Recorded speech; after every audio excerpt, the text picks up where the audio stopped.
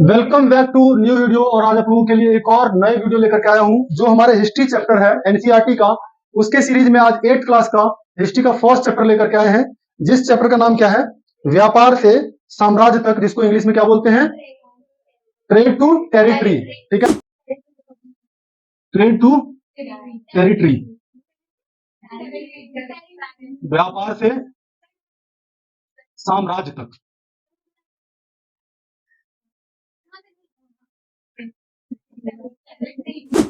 अब सबसे पहली बात हम बात करते हैं कि 1600 के टाइम में, उससे पहले हमारे यहाँ पर मुगल एम्पायर हुआ करता था। पहले तुम लोगों को बता रखा हूं, हमारे यहाँ पर जब मुगल एम्पायर था तो उसके टाइम में ही हिस्ट्री का चैप्टर में क्या होता है कि पीछे से जो यूरोपियन कंट्री था उसके माइंड में ये चीज बना हुआ था कि जो ईस्ट में कंट्री है, ईस्ट में इंडिया है, वो बहुत ज्यादा अमीर है, वहां से व्यापार करने से हमें बहुत ज्यादा फायदा होगा। 1498 में वास्को डिगामा आया था सी रूट के थ्रू, और उसी ने इंडिया आने वाले सी रूट को ढूंढा था। सी रूट जब वो आया था सी रूट के थ्रू, तो जब ये यहां से जा रहा था तो जो वहां पर लोकल किंग था उस टाइम में जमोरिन था। पहले जब वो आया था तब उसका बहुत ज्यादा सेवा सत्कार किया था, बहुत ज्यादा उसको अप्रिसिएट किया था कि आप हमारे यहाँ पर गेस्ट बन के आए हैं तो आपका स्वागत है। उसको खूब खिलाया पिलाया घुमाया, और जब वो जा रहा था तो उसको काली मिर्च, इलायची, लौंग, ये सब बहुत ज्यादा दिया। और वो जब यहाँ से गया और उन सारे सामान को जब वो बेचा तो वो इतना अमीर हो गया, इतने ज्यादा पैसा उसके पास आ गया कि उसकी मन में और ज्यादा लालच बना, और फिर धीरे धीरे और भी यूरोपियन के माइंड में मैसेज गया और वो फिर इंडिया के साथ ट्रेड करने के लिए निकल पड़ा। पूरी तरह से पीछे से सारे कंट्री में होड़ लग गया कि इंडिया के साथ व्यापार करना है, इंडिया जाना है।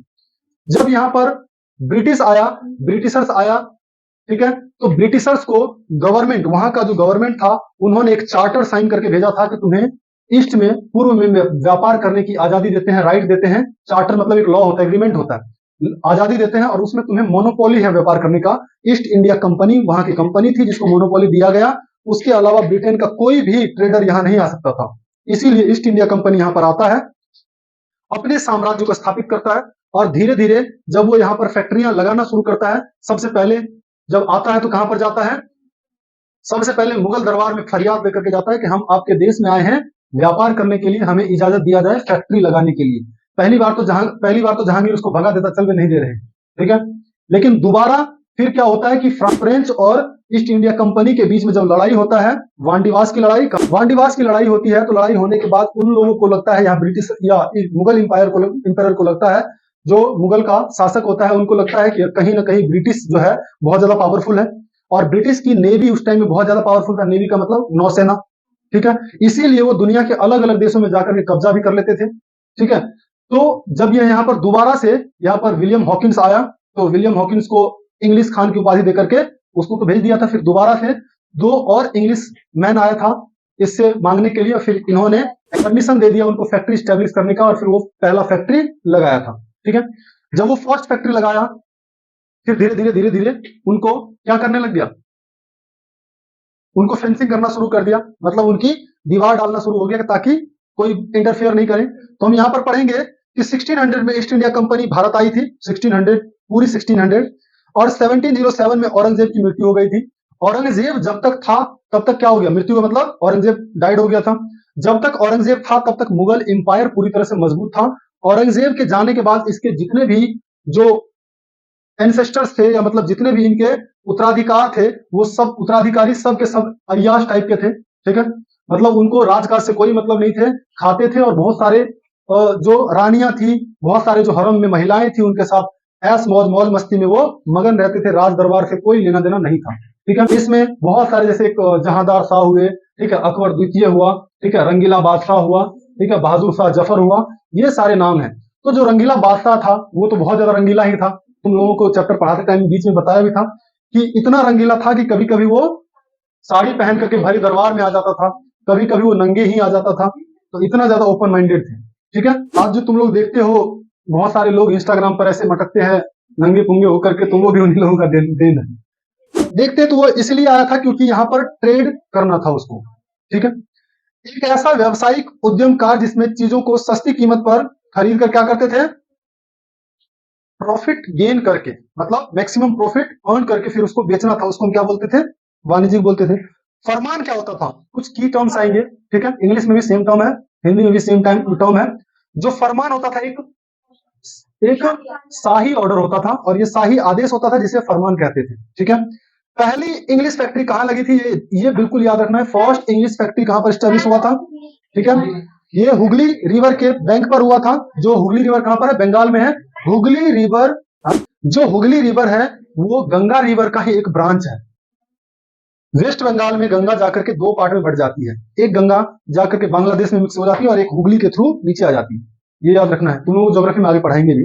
ठीक है, बंगाल में नवाब हुआ करता था, तुम लोगों को बताया ही था पहले। सबसे पहले कौन होते थे? मुर्शिद कुली खां थे। ठीक है, फिर अली वर्दी खां थे, फिर सिराजुद्दौला हुए, फिर मीर जाफर, फिर मीर कासिम। धीरे धीरे ये सब नवाब थे और इन नवाबों के बीच अंग्रेजी शासक वहां पर धीरे धीरे जब बंगाल गया था तो बंगाल में उन्होंने मुगल शासक से कुछ बहुत सारे गांवों का टैक्स कलेक्ट करने का परमिशन ले लिया था और परमिशन लेने के बाद उनको ये राइट था कि वहां पे क्या करेंगे, हम टैक्स लेकर के हम वहां पर राजकाज चलाएंगे। और वहां की बाद में जब देखा कि मुगल एम्पायर कमजोर हुआ तो जो बंगाल का नवाब था वो अपने आप को फ्री घोषित कर दिया कि हम आज से क्या है, नवाब ऑफ बंगाल है, अब हम पूरी तरह से फ्री, हमारे ऊपर किसी का कोई रोक टोक नहीं है। लेकिन अब अंग्रेजों को तो व्यापार करने में दिक्कत आ रही थी, ट्रेड करने में जो ब्रिटिशर्स थे उनको प्रॉब्लम आ रही थी, तो वो चाहते थे कि ऐसा नवाब बने वहां पर जो नवाब हमारे इशारों पर चले और हमें सपोर्ट करे। मतलब कठपुतली नवाब की डिमांड कर रहे थे वो, और बहुत ज्यादा कोशिश भी किया और उसमें सक्सेसफुल भी रहा। इसी के दोनों के बीच में क्लैशेस भी कई बार होते हैं। इसके बीच में ब्रिटिशर्स एंड नवाब के बीच में सबसे पहले अगर हम क्लैशेस देखेंगे तो कब होता है? ये प्लासी का युद्ध होता है 1757 में। ठीक है, कौन कौन थे? Robert Clive. रॉबर्ट क्लाइव कौन था? ईस्ट इंडिया कंपनी का गवर्नर था। ठीक है, और जिसमें सिराजुद्दौला की हार हुई, सिराजुद्दौला हार गया। सिराजुद्दौला को प्लासी का बैटल लड़ना क्यों पड़ा? क्योंकि उससे पहले ब्लैक होल की घटना हुई थी। मैंने क्या बताया था कि एक छोटे से कमरे में बहुत सारे ब्रिटिशर्स को बंद कर दिया गया था। जब 2-4 दिन के बाद खोला गया उनके द्वारा आकर के, तो देखा उसमें से बहुत सारे लोग मर गए हैं और कम ही बचे हुए हैं सफोकेशन से, मतलब जो दम घुटने के कारण मर गए। फोर्ट विलियम पर कब्जा करने के लिए सिराजुद्दौला गए थे। फोर्ट विलियम वहां पर किला है, कभी बंगाल जाओगे ना, बंगाल को क्या बोलते हैं? सिटी ऑफ पैलेस, महलों का नगर। ठीक है, बंगाल को महलों का नगर बोलते हैं। और जब कभी बंगाल जाओगे ना तो अभी भी तुम्हें ब्रिटिश बिल्डिंग वहां पर देखने को मिल जाएगा। ठीक है, बहुत बढ़िया, जैसे फोर्ट विलियम हो गया और भी बहुत बड़े बड़े वहां पर जो बिल्डिंग्स है वहां जाओगे तो देखने को मिलेगा। तो खूब तुम लोग तरक्की करो, पैसा कमाओ और कहाँ घूमो? पूरे इंडिया घूमो। ठीक है, हैदर अली कहाँ गए थे? हैदर अली का पुत्र का नाम टीपू सुल्तान था। मैसूर की बात आ गई। अब यहाँ पर प्लासी का बैटल होता है और उसके बाद एक और बैटल होता है, बक्सर का बैटल होता है।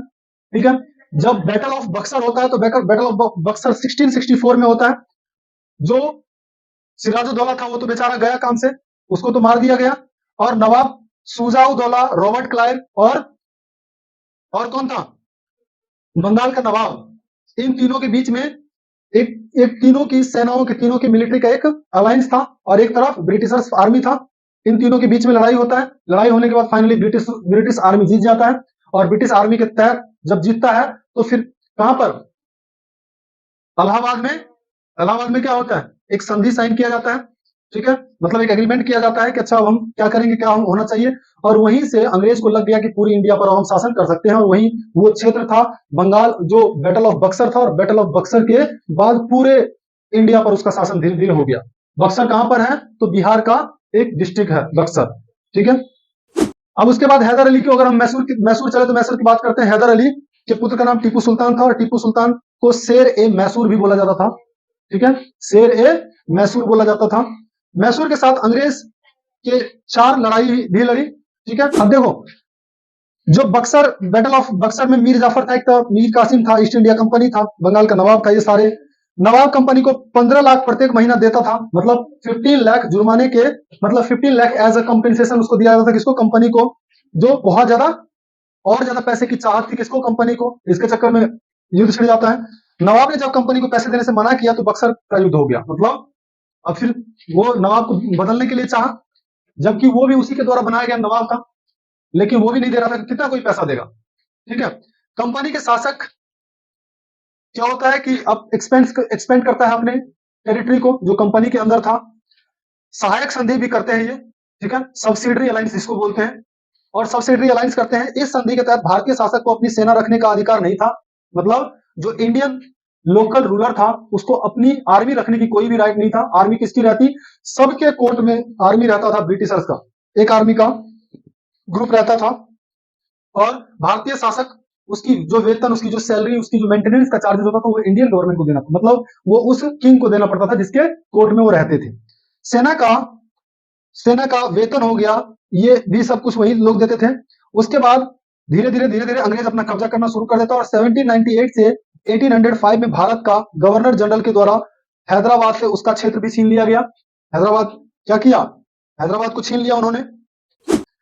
1761 से 1782 तक जो टाइम पीरियड है वो किसका है, हैदर अली का है। ठीक है, मैसूर पर शासन किया टीपू सुल्तान, मालाबार तट के यूरोपीय व्यापारी पर नियंत्रण स्थापित कर लिया था। कौन, टीपू सुल्तान। 1785 में टीपू सुल्तान ने चंदन, काली मिर्च और इलायची, जिसको चंदन को बोलते हैं सैंडलवुड्स, ठीक है, काली मिर्च मतलब पेपर, और इलायची को कार्डामम बोलते हैं, इसको एक्सपोर्ट करने पर बैन कर दिया था। एक्सपोर्ट नहीं कर सकते थे, क्यों, क्योंकि ये बहुत ज्यादा कॉस्टली बिकता था ये सब चीजें। और फ्रांसीसी के साथ उसके अच्छे संबंध थे। किसके, उसके बाद होता है फर्स्ट आंग्ल मैसूर युद्ध, प्रथम आंग्ल मैसूर युद्ध, फर्स्ट एंग्लो मैसूर वॉर, 1767 से लेकर के 1769 तक। ठीक है, हैदर अली और ईस्ट इंडिया कंपनी के बीच में, और इस वॉर का कोई भी रिजल्ट नहीं निकला। कब होता था टाइम बताओ, 1780 से 1784, हैदर अली और टीपू सुल्तान के बीच ईस्ट इंडिया कंपनी, इसमें भी कोई रिजल्ट नहीं निकला, नो रिजल्ट।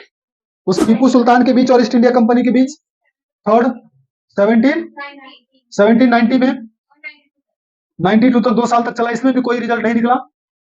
अब देख रहे हो कितना पावरफुल था टीपू सुल्तान, इसमें भी कोई, मतलब उसके बाद 2 वॉर लड़ा, उसके बाद कोई रिजल्ट नहीं निकला।